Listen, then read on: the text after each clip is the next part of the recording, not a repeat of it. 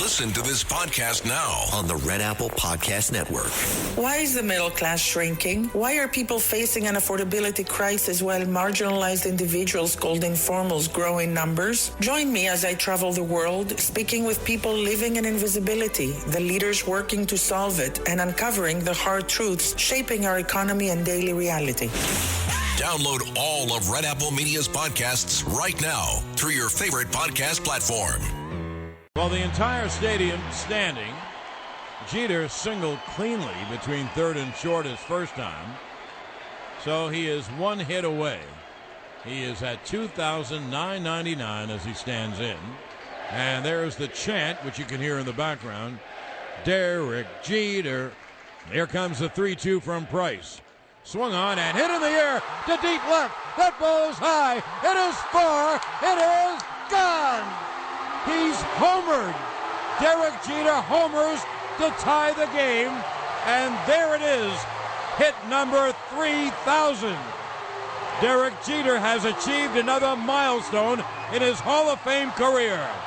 15 playoff appearances, 12 All-Star games, 5 World Championships, and now the first Yankee to amass 3,000 hits.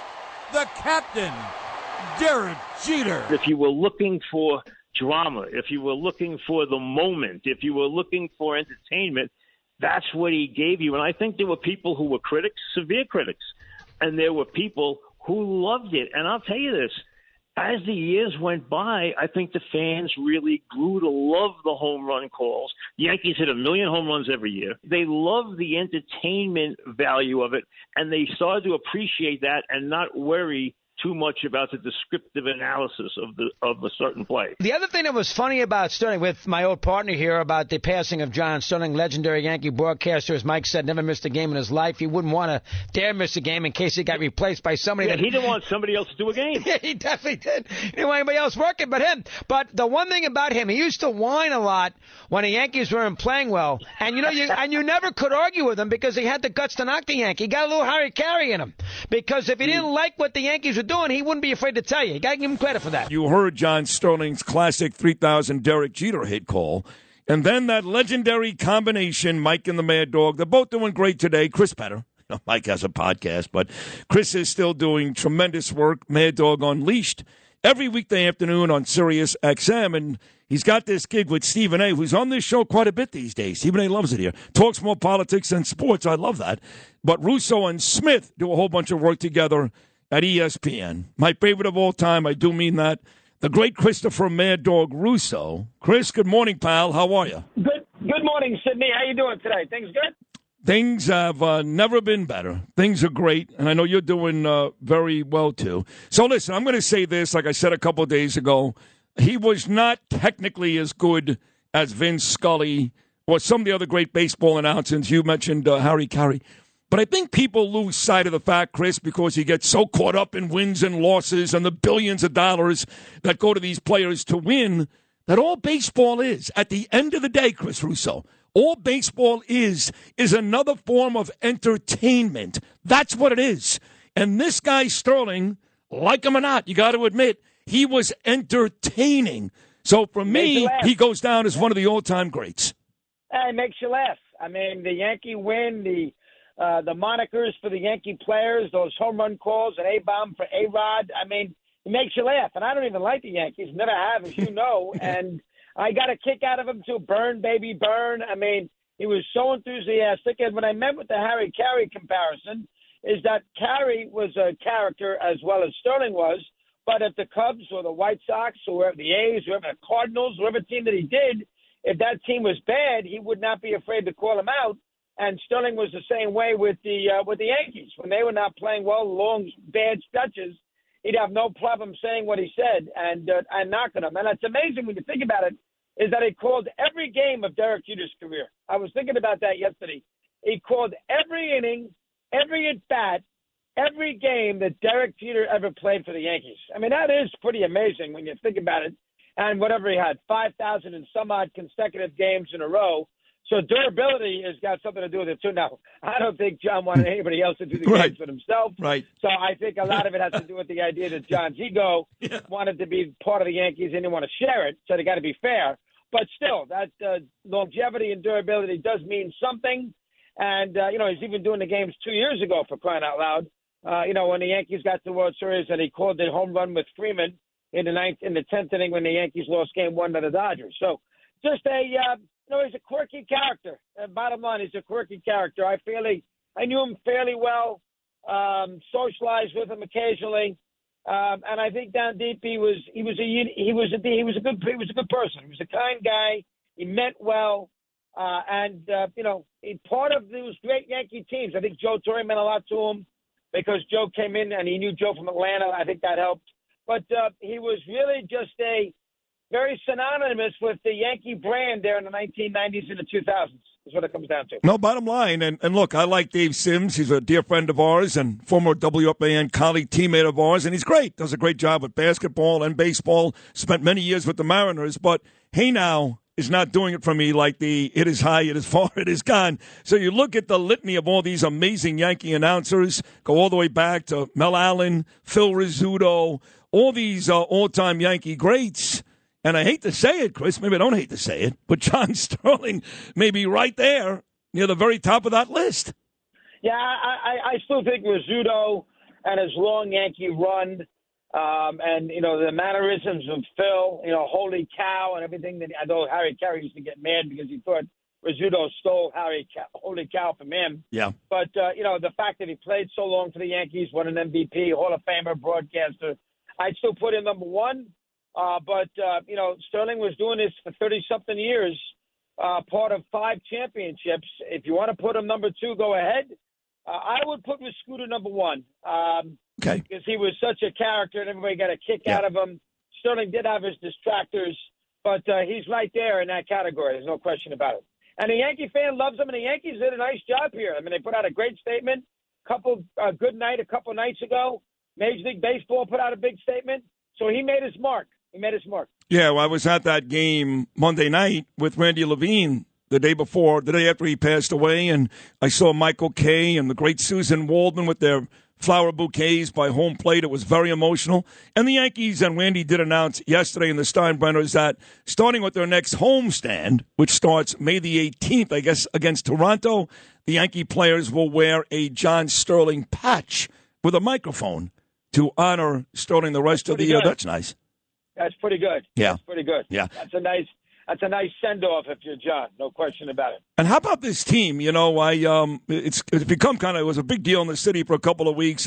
Here's Sid Rosenberg, spent 59 years as a diehard New York Met fan. As you know, Doggy, you're a Giant fan. Mike's a Yankee fan. Me and Beningo Met fans. And all I had to see was Mr. Met hug Mom Donnie, and I was gone. And now I go to Yankee Stadium just about every night. Randy Levine rolls out the red carpet. I've been there in an Aaron Judge jersey. This is unbelievable. A Bucky Dent jersey. Sid, that's a little weak. I don't care. I don't care about the mayor. That's I care more about the mayor. I don't do sports talk anymore. I'm worried about my children. You're a fan. You can't be judging your fandom on who the mayor is and what he does and does not like, because the mayor is not going to be there forever, and the next mayor may be a huge Met fan. What are you going to do then? Jump back to the Mets? I'm not going to jump back, but I will tell you this, Dog. It's not just the mayor. I mean, the Mets canceled Jewish Heritage Night. They could have brought it back after October 7th. Steve Cohen is Jewish. And by the way, just so you know, Steve Cohen called me. He was upset that I did this. He called me on my cell phone. We had a very good conversation. So the Mets are hosting the Yankees May the 15th at Citi Field. Cohen has invited me to sit with him all night because he actually believes that some of my issues with the Mets are not out of line. They're not nuts. I understand some of the issues with the Mets, and I don't disagree either, but I'm more wrapped up on just being a fan. When you grew up as a kid, you were a Met fan, and Met fans hate Yankee fans. And so for you to jump ship because of some things that are, listen, they're going to that's finite, not infinite. And for you to sort of bail on the Mets to join the hated Yankees, especially the Yankees at 25-11, that to me is a little weak. And I'm very surprised that you would do that to jump to the Yankees. I don't care what Levine does. I don't care if Cohen calls you, if you sit with Cohen. Sid, you're a sports fan is a sports fan. You don't change because of what is going on around you. You stick with your fandom. I'm surprised at you. Are you mad at me? Oh, listen, it's not the right thing. Are you mad? That's like me being a Dodger fan. Now listen, I'm not the big Giant fan I used to be. I'll admit that. But I'm not a Dodger fan. Why would I jump to the Dodgers if the Giants did something wrong? What are you doing? You can't do that. That is ridiculous. I didn't know this. This is news to me. What? I didn't know that you're wearing Judge jerseys. Yeah, Bucky Dent. I didn't know that Randy Levine is putting out the red carpet. Really, Sid? Swear to God. And then you're going to sit there, and then you're going to go the other way when the Mets and hang out with Cohen when the Mets come to sit. How about sitting in the right field bleachers? And to make matters worse, Doggy, when I go to the Met Yankee game at Citi Field and sit with Steve Cohen, I'm actually going to wear a Greg Nettles jersey. How about that? Oh, come on, Sid. I'm trying to think what jersey you could wear that really ticked the Mets fan off. And Nettles, he represents the Yankees, so it doesn't do anything to hurt the Mets. But maybe you know what you do? A Yankee jersey, a Yankee strawberry jersey would do it. There you go. But what are you doing? I mean, really, that is sweet. And now you're getting up at 4:00 in the morning and you're going to Yankee games against the Orioles at Yankee Stadium. That's right. Sid, really? Yeah. Really? Sid? Oh yeah. Listen, they provide me with a car home if I needed it, by the way. Just, the Mets wouldn't do that. Which doesn't always happen, I understand. You've discussed that. But yes, City wants that ride. Yeah. To and from, not just to. Not he easy. Doesn't get that. Right. But that's neither here nor there. You may continue, Sid. All right. Well, listen, we'll discuss this more. It was everywhere, by the way. Fox News, the local channels, even the mayor was asked about it. But on a serious... I have enough to worry about, Sid. Not to worry about if you're a fan of Leafs. That's ridiculous. You may continue. Go ahead. I've also given up on Bruce Springsteen, but I don't want to make you any more angry than you already are. I want to talk about the Yankee team, actually. You mentioned the fact they've got 25 wins. Only the Atlanta Braves with 26 have won more than the Yankees in the early going. And look, they haven't even gotten Cole and Rondon back, and they are bashing people, hitting a lot of home runs, and pitching very well. When those guys are healthy, that is the best pitching staff in baseball. I always thought that the Yankees were the best team in the American League before the start of the year, but they couldn't beat the Dodgers.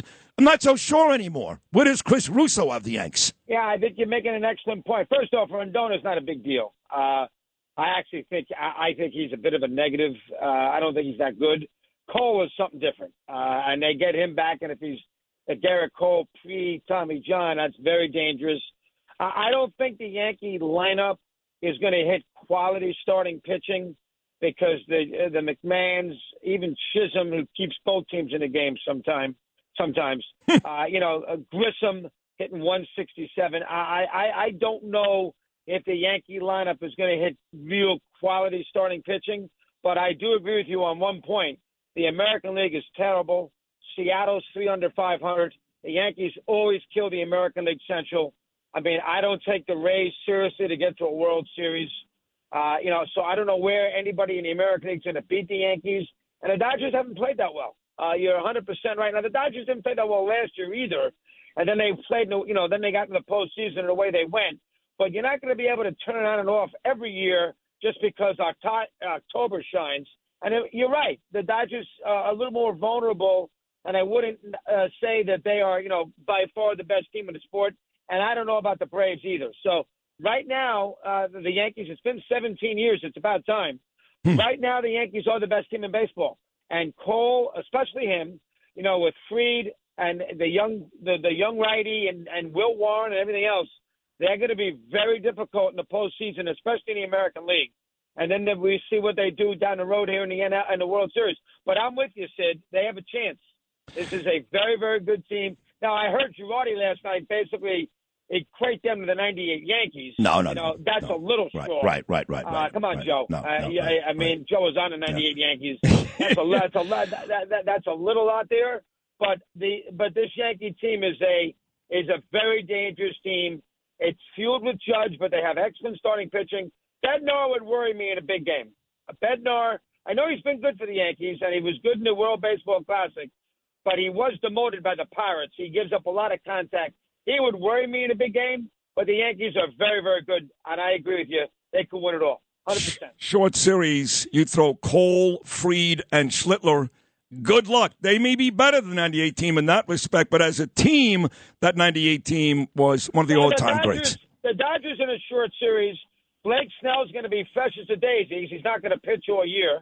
Ohtani will pitch in a short series, and then take your pick of Yamamoto, Glasnow, and everything else. Dodgers got great starting pitching, too. That's pretty good. And they'll have Diaz in the ninth inning, and the Yankees have Bednar, and Diaz is better than Bednar. Good point. So, Good point. Let's not run the Dodgers out of the equation just yet. Yeah. Because they've proved that they can turn it on when they have to these last 2 years.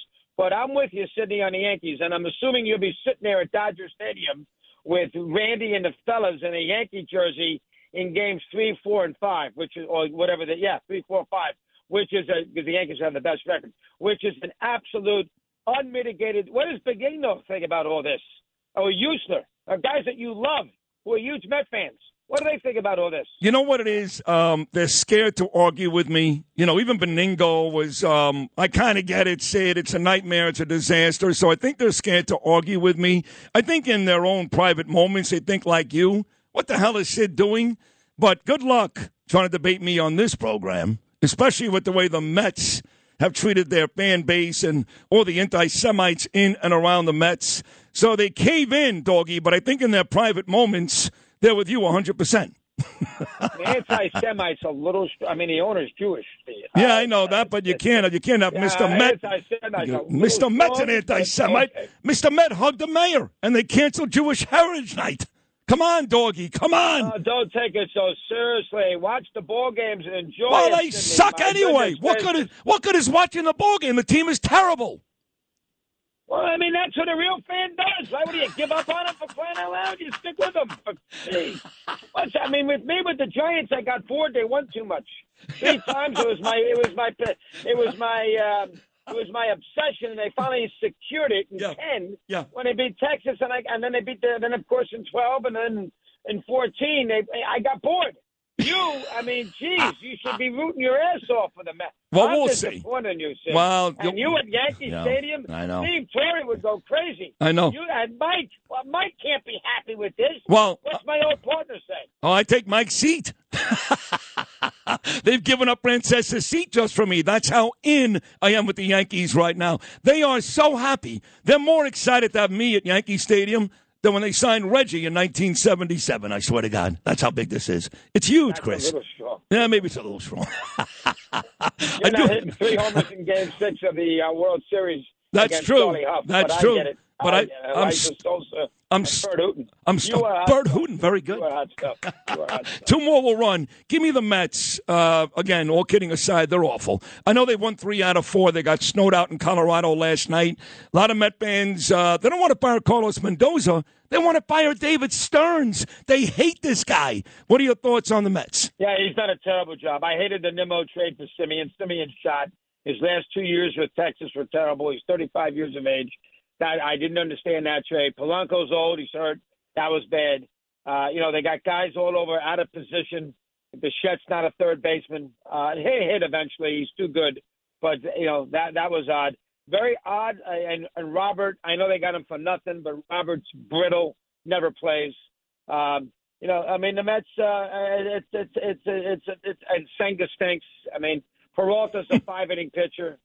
He was very overrated. He never goes more than 5 innings. True. Mets are terrible. Yeah. And the Braves are too good, and the Mets never catch Atlanta. And the Phillies are starting to play better. So from that standpoint, they're in trouble from that. And the Mets now, listen, the National League, the postseason perspective, I mean, right now you've got to say Dodgers, Padres, Cubs, Braves, probably somebody else. Yeah, the Mets are dead. I mean, you're probably they're right. dead. You know who's actually much better than I thought they'd be. And again, it's early; they can go the other way. But St. Louis looks tough. Yeah, very much so. And I'll tell you something right now. What is Lindor doing at the Knick game the other night? Can somebody explain to me that? There you go. Yep. We all killed Soto for not texting the Mets when they lost 11-12 straight. Thank you. And Soto got pounded. Why is Lindor, when the Mets are playing the Rockies, why in the world is he why is he at the Knick game? I don't know, but you're just selling my argument more and more. I mean, you're just selling it. I'm going to use that. I'm going to use that for a mad about in about an hour and a half. Oh, good. You should. Why was he? For those who don't know, and I don't blame you if you don't, that's a little segment we do with Stephen A. on Wednesdays. But, I mean, why is he at the Met game? He shouldn't be at the Met game. He should be with the team. The Met game. The Knick game. Why is he at the Knick game? I couldn't understand that by any stretch. And Ben Stiller's another phoney. He's at the Met Gala. He's, of course, Mr. Knick. Really? He didn't know who Dave DeBusschere is. He's at the Met Gala. He's at the Met Gala. And he's not at a Knicks second round, first round game against Philly. I mean, at least Chalamet showed up. I mean, that's ridiculous for crying out loud. All right. Well, I'm not a big Ben Stiller fan to begin with. I thought he was a cute actor about 20 years ago, but politically, we're on completely different planets. So I'm with you on Ben Stiller. Look, a lot of those Knick fans are phonies. They show up because they get good seats. They're usually free. They don't care. But we'll wrap it up with those Knickerbockers. They blew the doors off the Hawks. Okay, in comes Philly. They won 3 straight. Unbelievable to knock out the Celtics. And you're saying Philly getting 8, game 1. They're going to stay in that game. Embiid and Maxey and George and the Knicks win by 40 again. Now you're starting to think, wait a second. The Pistons did win last night, but they look beatable against Orlando. Cleveland is a fraud. Are the Knickerbockers destined to get to the NBA Finals? Destined's a strong word, but they're the huge favorite. I don't trust Detroit. That series is more about Orlando than it was about the Pistons. You're Harden. I would never, ever have Harden on my team. So I'm with you there. I'll give Philly a little pass. That was a tough turnaround. Game 7. That was a huge win for that franchise. Never had come from 3-1 down to win a series, and they finally did it, losing the first 18 of them. So I'll give them a little break in Game 1. But yes, I thought the Knicks were going to win the series in 6 before it began, and nothing has changed my mind about that. Give Brown credit, and I was all over the firing of Thibodeau. I love Tibbs, and I thought he got a real raw deal. But listen, Brown's played his guys off the bench. They really responded in Game 4 against Atlanta. They're meshing at the right time. Now, listen, they're going to get killed by Oklahoma City. Maybe not killed, but they're not beating Oklahoma City. But I do think the Knicks should get to the final, and that's a hell of a story. It's a good job for them. And I think Philly will play better tonight. But, and you can scream about Embiid all you want, but Philly's got no bench. They have 4 good players, that's it. And George is iffy. One day he's good, the next day he stinks. He's very erratic. So I do think the Knicks will win this series, and they got a lot of momentum right now, so give them credit, 100%. I do have an extra Thurman Munson jersey at home, Chris. If you come on, Sid, with this nonsense. Sid, I'm going to be honest with you, and I've known you for how long? 40 years? Yeah. 35. Yeah. And I had a long night with you at the Teddy Atlas thing when you were moaning and groaning about the car services and the limos to and from. And you, at WABC, listen to me carefully, and I don't lie. I've been doing this for 50 years. Sid was very annoyed. Get him a ride home at night. But he's made you plenty of money. You get him a ride there at 4 a.m., get him a ride home at noon. Especially on weekends. He likes to enjoy the sunshine out there in Coney Island, wherever he lives. But the bottom line is, that's true, Sid. Don't lie. From a standpoint of this Yankees thing, this is a disgrace what you did. I got to be honest. I guess I'm embarrassed I didn't know about it. I mean, I told you I'm in my little cocoon, and I should know this. Yeah. But you and Randy Levine breaking bread at Yankee Stadium. Yeah. What would Don Imus say? What would Bernie say? Well, the I-Man, if you remember the I-Man, he was just like me in the respect that... Yeah, he was. Yeah, he was all of a sudden you'd be a big Laker fan. How about my Lakers? Yeah, what do you mean? He's the wrong guy. But Bernie wouldn't be happy. Bernie? No. Hold on. I got to run. Jim Leyritz is here. He's got a jersey for me. I'm sorry, Chris. I'll see you later, Cindy. Christopher, I got to tell you, you're still the best ever. I love your work on your own channel. You're great with Stephen A. And I love when you're on this show. I miss you. You're terrific. I really do love you, Chris Russo. Thank you so much. Thanks for listening to Sid and Friends in the Morning. You can hear Sid and Friends in the Morning weekday mornings at 6. If you like the podcast, share it with your friends and listen anytime at WABCRadio.com and download the WABC Radio app. Hit that subscribe button on all major podcast platforms. Plus, follow WABC on social on Instagram, TikTok, Facebook, and X. See you next time for a new episode so you never have to wonder. What the heck is going on here? Let me tell you about ProHealthConnect.com. It's transforming healthcare payments. providing retailers a seamless process for over-the-counter and healthy benefit programs. By connecting retailers, health plans, and payment processors, ProHealth Connect creates one powerful, unified network. They empower independent grocers and pharmacies to accept health benefit cards without changing how they do business. With over 10,000 locations nationwide, helping more than 1.3 million people access the care and nutrition they need. Go to ProHealthConnect.com.